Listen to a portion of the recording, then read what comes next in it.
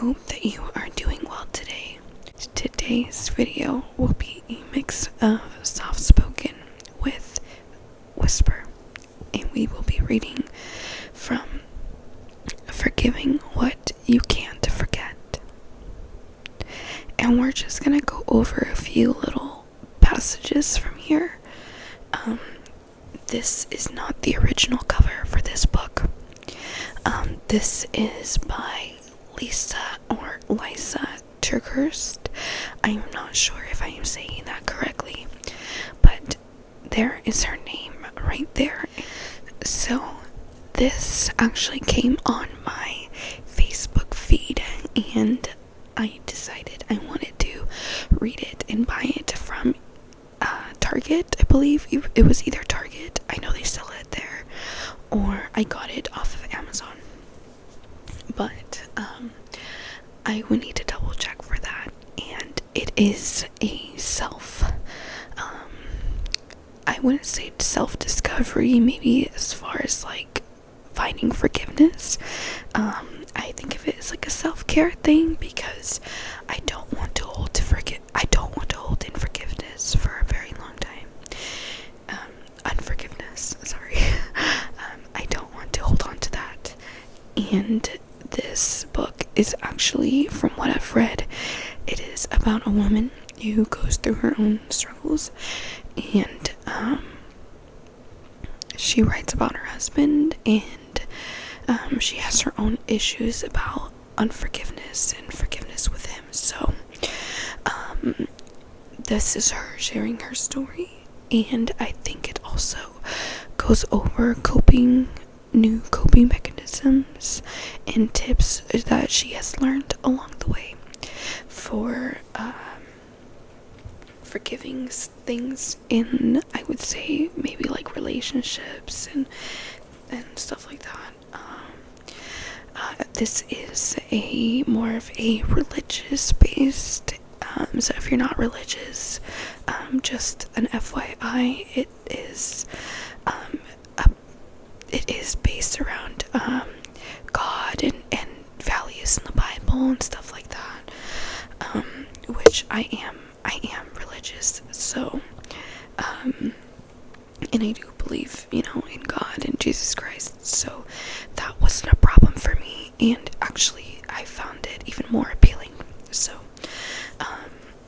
yeah, just a little FYI, but I wanted to go over this last part because I thought it has a lot of good information in here. But this part, it's gonna start off not at the very beginning, but it's gonna go into like a list of things. It's a little list. So let's see. And it's talking about boundaries, but the one we're gonna be going into is codependency.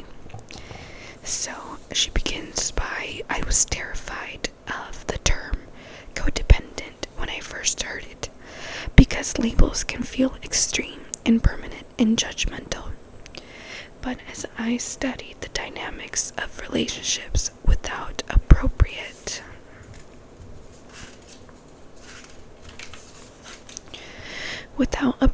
boundaries, I realized these terms can provide an awareness that's very helpful.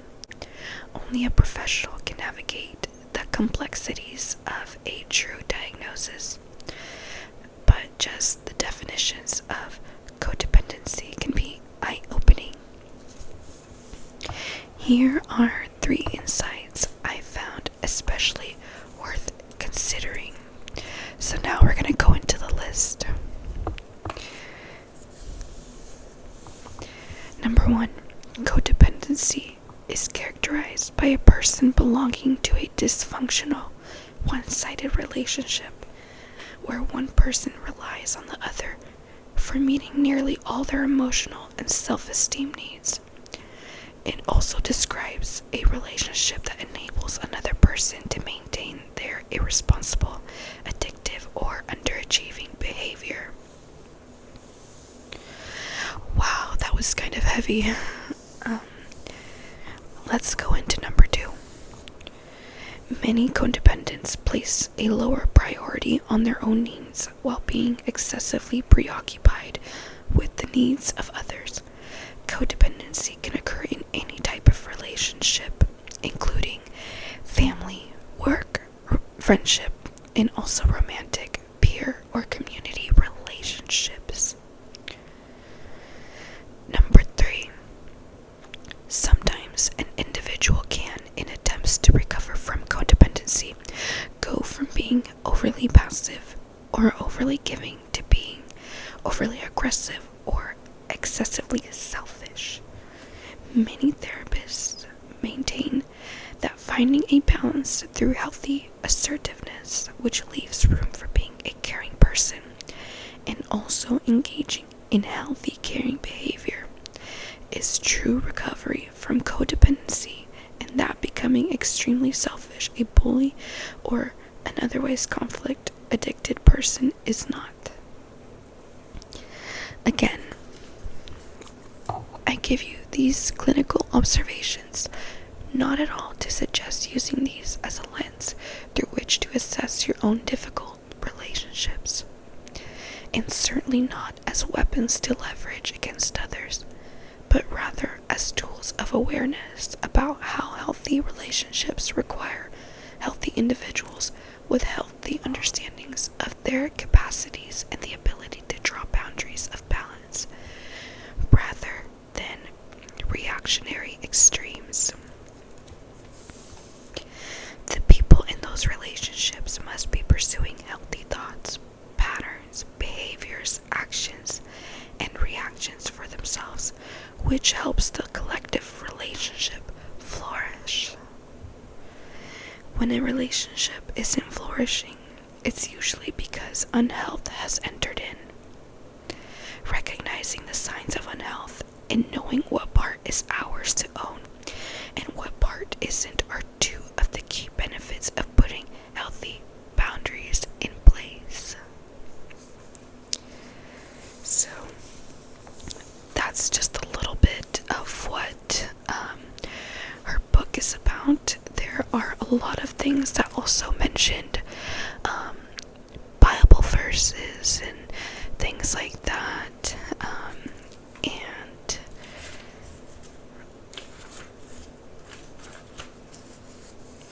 there's a bunch of other things that she goes over, and she uses a lot of examples of Jesus in here, it looks like.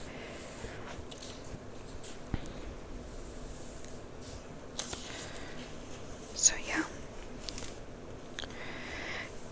it seems that this book was very much written from her heart.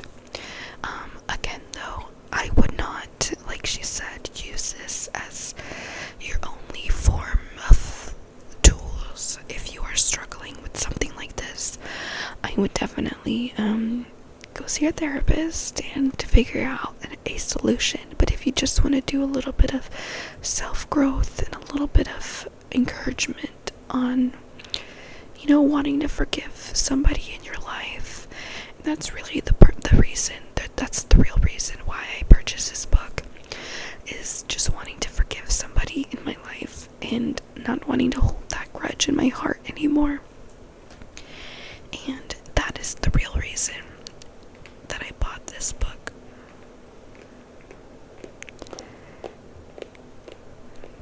So I know that was a little bit short. I would love to read more from this. If you are interested, please let me know. I will be happy to do that anytime. And let me know if you actually read the book. If you've already read it, let me know. Did you love it? Did you hate it? Why? Why not? And again, if you do decide to purchase this book, this is not what it looks like. This is just with the plastic covering off, because my son had gotten to it, because I usually just like to leave it out. And this, I have this as a bookmark, and it's a picture of me to kind of just remind myself who I'm reading this book for in all reality. And it's for myself. So yeah, is it. Please let me know if you would like more of these. Please let me know if you would prefer me do it soft spoken or whispered.